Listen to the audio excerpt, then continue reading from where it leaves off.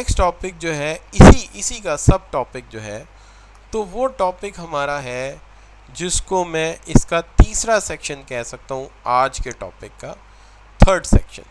तो ये third section है आज के टॉपिक का, ये कुछ इस तरह से इसकी डिटेल है कि है तो ये रिटन कम्युनिकेशन का हिस्सा, लेकिन ये इसका थर्ड पार्ट है, सी पार्ट कह लीजिए, फॉर्म ऑफ रिटन कम्युनिकेशन। और असल में तो कहते हैं ना कि जो किसी भी लेक्चर का आउटकम है वो यहाँ से शुरू हो रहा है आज का, कि फॉर्म ऑफ रिटन कम्युनिकेशन। मैं यहाँ पे आपको चंद एक चीज़ें बताऊंगा और आप अपनी कॉमन सेंस से काफ़ी कुछ समझेंगे। मिसाल के तौर पे सेल्स लेटर क्या चीज़ है। देखिए, सेल्स लेटर एक ऐसा मैसेज है जिसके अंदर हम कोई गाड़ी, कार, कोई कंप्यूटर या कोई डिवाइस बेचना चाहते हैं और उसका एक इंट्रोडक्टरी मैसेज बना के भेजते हैं किसी भी ऐसे बंदे को जो हमारा कस्टमर नहीं है, पर्सपेक्टिव कस्टमर है, यानी कस्टमर है नहीं, बन सकता है। तो हम ये कहते हैं send from an organisation to potential customer to prompt into ordering good और सर्विस, कि हम उसको एक पैगाम भेजते हैं कि वो इस प्रोडक्ट के लिए ऑर्डर जारी करे और इसे ख़रीद ले। इसको हम कहते हैं सेल्स लेटर। इसका मतलब ये हो गया कि मैं इसे प्रमोशनल लेटर भी कह सकता हूँ, मैं इसको जो है एक बेसिक दावतनामा कह सकता हूँ कि मैं एक दावतनामा दे रहा हूँ किसी भी प्रोस्पेक्टिव कस्टमर को कि तुम ये गाड़ी, ये कंप्यूटर या ये जो डिवाइस है या ये जो रेफ्रिजरेटर है इसे तुम ख़रीद लो। तो इसको हम कहते हैं यह सेल्स लेटर। लेकिन इसके जवाब में जब उसे वो चीज़ पसंद आ जाती है और वो उसे ख़रीदने के लिए जवाबी ख़त लिखता है या लेटर लिखता है, उसे हम क्या कहेंगे शाबाश, व्हाट आई विल से, उसे हम कहेंगे शाबाश, उसे हम कहेंगे ऑर्डर लेटर। यानी उसने हुक्मिया या हुक्म जारी कर दिया है। तो वो ठीक है, आप कह सकते हैं कि वैसे एडवर्टीज़मेंट लेटर टर्म यूज़ नहीं होती, सेल्स लेटर उसको कहते हैं, ठीक है। तो प्रमोशनल लेटर ठीक है या सेल्स लेटर, लेकिन जवाबन जो है उसने जो ख़त लिखा है कि ये चीज़ मैं ख़रीदनी चाहता हूँ, इसको हम कहेंगे ये ऑर्डर लेटर। लेकिन अब फ़र्ज़ करें उसने वो चीज़ ख़रीद ली, ख़रीदने के बाद कुछ अर्सा इस्तेमाल भी कर ली, after buying using that good, but he has some sort of problem in it. तो अब वो कौन सा लेटर लिखेगा शाबाश, विच लेटर ही राइट, तो he will write a complaint letter. अगर हमें ये नज़र आ जाए कि उसका क्लेम जस्टिफाइड है, तो ये फ़ीचर वाकई इसके अंदर नहीं है और हमें इसके इतने पैसे वापस कर देने चाहिए, ठीक है, तो इसको हम क्या कहेंगे शाबाश, इसको हम क्या कहेंगे कि हमें इसके इतने पैसे वापस कर देने चाहिए, वाकई इसमें प्रॉब्लम है, तो इसको हम कहेंगे ये है एडजस्टमेंट लेटर। तो adjustment letter is return to in response to complaint letter, ठीक है जी। लेकिन अगर फ़र्ज़ कीजिए कि मैं एक मशीन ख़रीदना चाहता हूँ या एक गाड़ी ख़रीदना चाहता हूँ या एक रेफ्रिजरेटर ख़रीदना चाहता हूँ, लेकिन मुझे उसके बारे में कोई इन्फॉर्मेशन ही नहीं। लेट्स सपोज मैं एक सोलर सिस्टम ख़रीदना चाहता हूँ कि मेरे घर में बिजली की शदीद फ्लक्चुएशन रहती हैं और मुझे लेक्चर के दौरान प्रॉब्लम हो सकती है, तो मैं एक सोलर सिस्टम ख़रीदना चाहता हूँ, लेकिन इसके बारे में मुझे मालूमात नहीं है। तो मैं जो मालूमात के लिए लेटर लिखूँगा उसे मैं क्या कहूँगा शाबाश, आई विल से दैट कि मैं उसे रिसाइट्स करूँगा इंफॉर्मेशन कि मुझे थोड़ी मालूमात दे दो कि ये चीज़ क्या है, ठीक है। और अगर फ़र्ज़ कर लीजिए मैंने उसे कहा और उसने जवाब ना भेजा, फिर मैं एक और लेटर भेजूँगा, उसे मैं क्या कहूँगा शाबाश, मुझे कोई जवाब ही नहीं आया, मैंने इंक्वायरी लेटर भेजा, मुझे कोई जवाब नहीं आया, तो मैं उसको क्या कहूँगा, वो है फॉलो अप लेटर। लेकिन इस फॉलो अप लेटर में लाजिम है कि जो प्रीवियस लेटर है उसका रेफरेंस जो है वो लाजमी उसके अंदर कोड किया जाए, उसका रेफरेंस उसके अंदर लाजमी कोड किया जाए। तो इसको हम कहेंगे ये है हमारा फॉलो अप लेटर, ये हमारा फॉलो अप लेटर, ठीक हो गई जी बात। अच्छा, एक और चीज़ याद रखिए, अगर हम फ़र्ज़ कर लीजिए हमने सीए इंटर कर लिया, लेट्स सपोज कि जी हसन सियाल ने सीए इंटर कर लिया है या हमज़ा ने कर लिया है, तो he is qualified CA inter. अब वो कहता है मैंने 1 to 1 मार्क किया है, पहली अटैम्प्ट में सारे पेपर पास किए, वो लेटर लिखता है या सीवी भेजता है, फॉरगसन को भेजता है, वो लेटर भेज देता है, केपीएमजी को भेज देता है, फॉरगसन से रिप्लाई आ जाता है, अर्नेस्ट एंड यंग से रिप्लाई आ जाता है। अच्छा, केपीएमजी से रिप्लाई नहीं आया, कोई जवाब ही नहीं आया, ना हाँ ना ना, तो वहाँ पे भी कौन सा लेटर भेजा जा सकता है?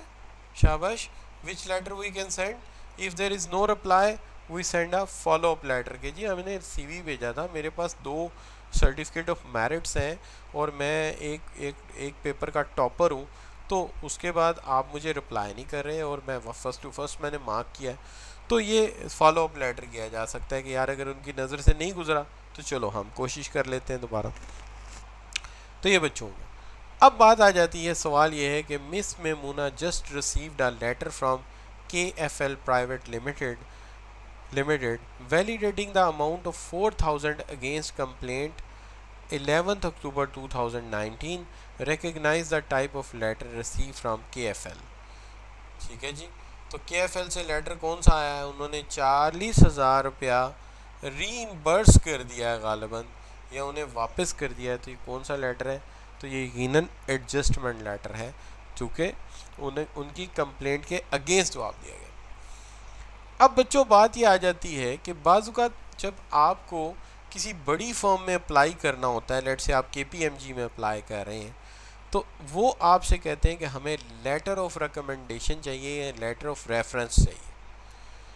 क्यों चाहिए होता है? यू सी, आप सपोज़ कीजिए कि आप में से कोई ऐसा दोस्त है जो लाहौर का रहने वाला ही नहीं है, या कोई ऐसा दोस्त है जो सिंगापुर से आया है, या कोई ऐसा दोस्त है जो कि लेट से अफ्रीका से आया है, पाकिस्तान में सेटल होना चाहता है। जैसे हमें शौक़ है कि हम अच्छे मुल्कों में सेटल हो जाएं, पाकिस्तानियों को अमेरिका में, स्वीडन में, इसी तरह अफ्रीकन को भी जो है उनके नज़दीक पाकिस्तान कम से कम, जैसे हमारे लिए टर्की है या साइप्रस है, उनके लिए भी पाकिस्तान कम से कम यूरोप ना सही लेकिन साइप्रस से कम नहीं है, तो वो यहाँ सेटल होने आते हैं। वो कहते हैं जी अच्छा मैं तो आपको जानता ही नहीं हूँ, तो कैसे रख लूँ? तो फिर कोई 2 बंदे ऐसे हों जो रेफरेंस दें कि ये बंदा इतने दिनों से रह रहा है और मैं इसको जानता हूँ, शरीफ आदमी है, अच्छा काम करेगा, तो इसको कहते हैं लेटर ऑफ रेफरेंस। आमतौर पे सेंड बाय प्रीवियस एम्प्लॉयर, आमतौर पे प्रीवियस एम्प्लॉयर देता है in the support of some kind of application, कि किसी सम काइंड ऑफ एप्लीकेशन में आपके रेफरेंस के लिए प्रीवियस एम्प्लॉयर आपको देता है।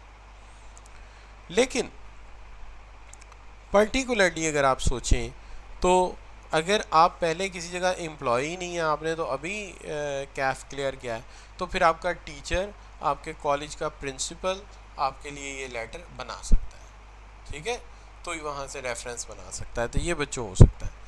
अब ये आ गया जी आपका। लेकिन बाज़ औक़ात ऐसा होता है कि कंपनी कहती है जवाब देते हैं, ठहरो सब्र करो, जवाब देते हैं तुम्हारी बात का, लेकिन वो ये भी चाहते हैं कि आपको फीडबैक मिल जाए कि आपका मैसेज उन तक पहुंच गया। तो ऐसी सूरत में कौन सा लेटर लिखेंगे? शाबाश, ऐसी सूरत में कौन सा लेटर लिखेंगे कि वो कहते हैं कि पैगाम आपका हमें मिल गया है, जवाब के लिए थोड़ा सा सब्र कर लो। तो कौन सा लेटर लिखेंगे? शाबाश बच्चों, that is called acknowledgement letter. तो ऐसी सूरत में एक्नॉलेजमेंट लेटर लिखेंगे कि सिंपली ये कहेंगे कि आपका मैसेज हमें मिल गया, अंडरस्टैंड कर लिया, हम इसे डील कर रहे हैं, लेकिन थोड़ा सा हमें टाइम चाहिए, ठीक है जी। लेकिन अगर मैं कोई रिसर्च रिपोर्ट भेज रहा हूँ किसी कंपनी को, ठीक है, या मैं कोई प्रोडक्ट भेज रहा हूँ, तो क्या ये प्रोडक्ट अकेला ही भेज दिया जाएगा, या रिपोर्ट ऐसे बस बाइंड करके मैंने ये रिपोर्ट भेज दी कि ये लीजिए जी ये आपकी बिजनेस रिपोर्ट है, ऐसे ही भेज देंगे? क्या ख्याल? आप कहेंगे नहीं ऐसा नहीं होता, हमें थोड़ा सा जैसे होता है ना कि एक बड़े इंसान को इंट्रोड्यूस कराने के लिए साथ एक सेक्रेटरी जाता है, या एक वो बड़े से मिनिस्टर के आगे कुछ सिक्योरिटी गार्ड होते हैं। इसी तरह रिपोर्ट अहम चीज़ है, उसकी इंट्रोडक्शन के लिए एक लेटर होता है। इसी तरह आपका जो CV होता है, कैरिकुलम वाइटे, इसके साथ भी एक लेटर अटैच होता है, और उस लेटर को हम कहते हैं ये उसका कवरिंग लेटर है, इसका कवरिंग लेटर है, इसको कवर करेगा, ठीक है। लेकिन एक लेटर होता है जो कि जब आपने कोई जॉब छोड़ के दूसरी जॉब करनी होती है तो हम कहते हैं, या विड्रॉ करना होता है एक ऑर्गेनाइजेशन से, तो आप एक लेटर भेजते हैं। इस लेटर को आप क्या कहते हैं? लेटर ऑफ शाबाश, लेटर ऑफ रेजिग्नेशन। दुनिया का सबसे मुख्तसर लेटर ऑफ रेजिग्नेशन जो होता है वो एक लाइन का होता है, my services are not available from this. ठीक है, यहाँ पंजाबी में कहते हैं कि एम्प्लॉयर का नाम लिख के खसमा नुखा, तो यू कैन सी दैट कि एक ही दफ़ा बात लिखी और कहानी ख़त्म।